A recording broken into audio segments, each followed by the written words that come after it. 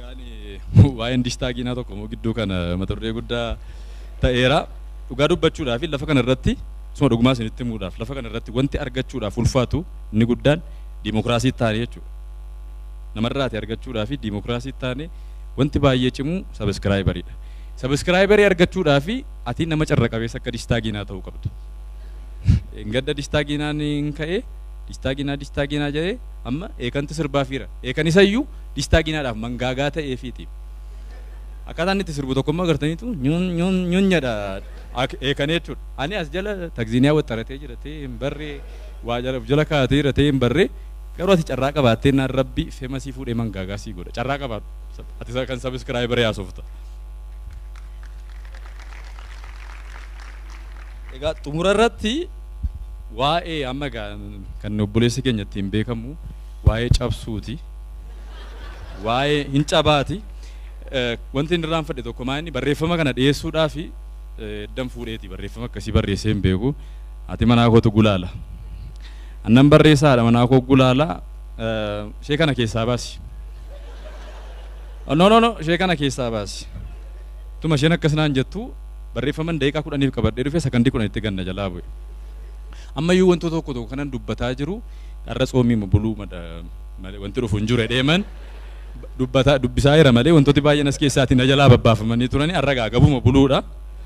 Agabuu buluu jechuun kan biddeenii jechuudha waan biraan jedhan. Wantooti baay'een keessaa babba'aniiru feesbuukii irratti jechuudha. Duraan baay'een barreessan ture wanto tokko akkuma Dr. Naafiyaar kanaatti ergan dhowwame booddee na ilaaltee atis Dr. Naafiyaaris tokkuma waan taataniif dhimma mataa keetti hiittee na gadhiifte akkuma sangaa abdaariidhaaf gadhiisanii hiiktee na gadhiifnaan inni amma waa'ee cabsaa waan tokkoon dubbadha. Yeroon dubbadhu garuu dhuguma dubbachuu fi safuu cabsuudhaaf miti. Safuu irratti waa'ee aadaa Oromoo irratti maaltu jira jedhee lalisaa diriisiin gaafannaan barreeffama tokko kan Yuunivarsiitiin Finfinnee joornaalii Afrikaa irra jiru tokko naa ergee Oromoon akkamittiin akka inni wantoota amma fakkeenyaaf akkaataatti dubartoonni dhiira fuudha dhaqee arrabsan tokko agartanii waa'ee safuu naasoftan. Dur akkaataa isaaniitti isa cabuu kan keenyaa kana wantoo keenyas akkaataa isaaniitti arrabsan dhugaan isiniin jedha. Arrabsuun sun hundi isaatuu jiru safuu cabsite jechuun hin danda'amu waan ta'eef bifa sanaan na hubadhaa isiniin jechuu fedheeni. Egaan ijoollee ammaaf duriirraa wanti na dhibu tokko waa'ee dhaqna qabaa warra dhiiraati. Dhaqna qabaan durii erga of bartee booda kan adeemsifamu yoo ta'u baay'een keenya umuriin keenya waggaa 5 yookaan erga of barreeti kan nurraa muran. Ohoo maal jechaa kan jiru ifaadha. Ijoollee ganda keenyaa kan nan naqabe abbaa tarreessaa nama jedhamudha. Gaafa isaan toora galchanii nurraa murani kan eenyu kan keenya arguu dhabnuyyuu abbaan ijaa waan jedhamu jiruuf jechuudha kan keenya argitu kan hiriyaa keetii gaasaa irraa muran garuu dhaabattee argita. Yeroo sana egaa maal jetta laayivii hordofaa jechuudha fuula ilaala. Qaama kootu naganee sababiin isaa hiriyaa keetiif sirbitaa jechuudha dhaabattee inni immoo booddee siif sirba waan ta'eef irbaata shukkaa abbaa tarreessaa ta'a jechuudha wantoon kee. Osoo amma ta'e egaa sirba Haacaaluu Hundeessaa foon irraa cinnaanii ta'a jechuudha amma isa sirbina turre ijoolleen si'anaa garuu waan akkasii hin jiru. Xinnoo seenaa yaadadhu tokko guyyaa dhaqna qabannee gaafa dabaree shuumaa irra ga'u abbaan tarreessaa osoo itti jiranii jaarsa duubaan sangaan jifatee lafaan na'e. Maalan isinitti maree jaarsi naasuuni muraa balleessanii gogaa akka fooxaa tokkotti hambisan. Yoona kana abbaan shuumaa jaarsa sangaa wattalleessetti siqanii abbaa tarreessa daraa keessan akkuma isaatti kan mucaa kootii kana badduu baasaa feedan.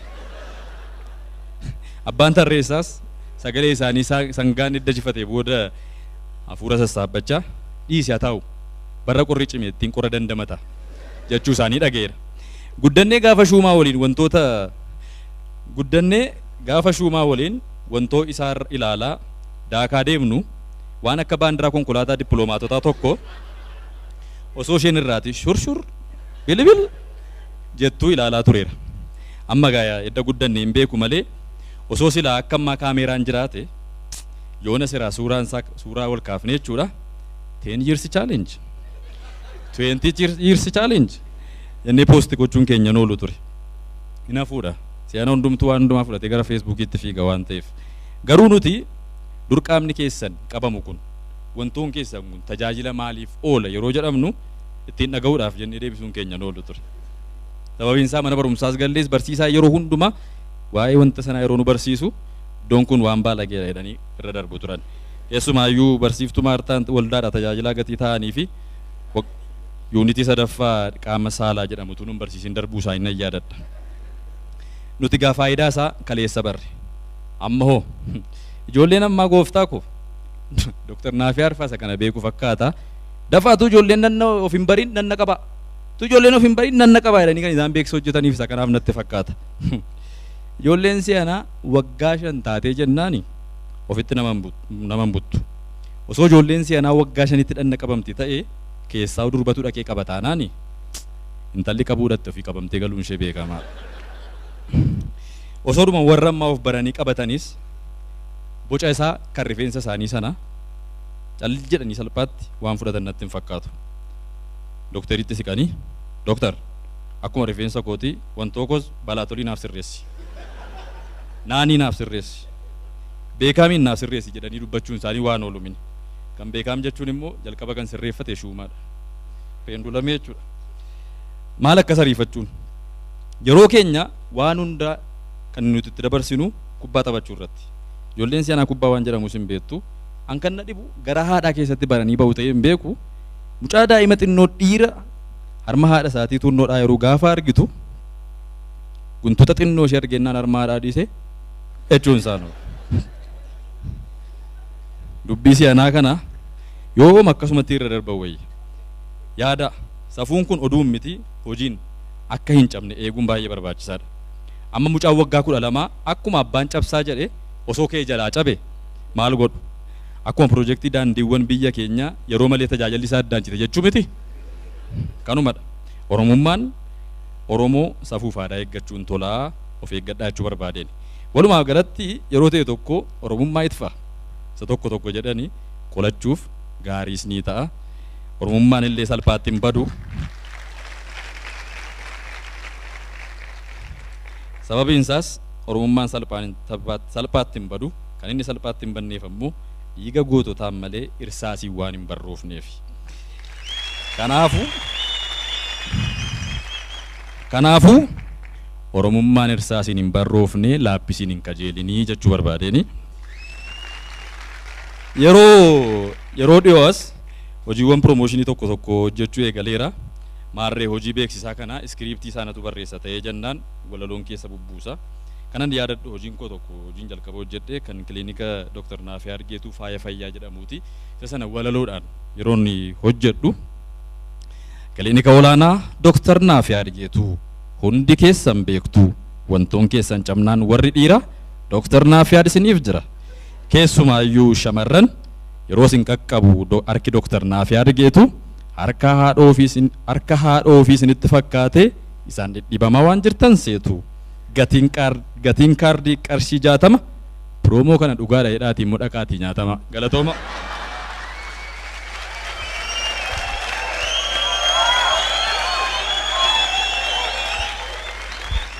Amma egaa sila yeroon dhufe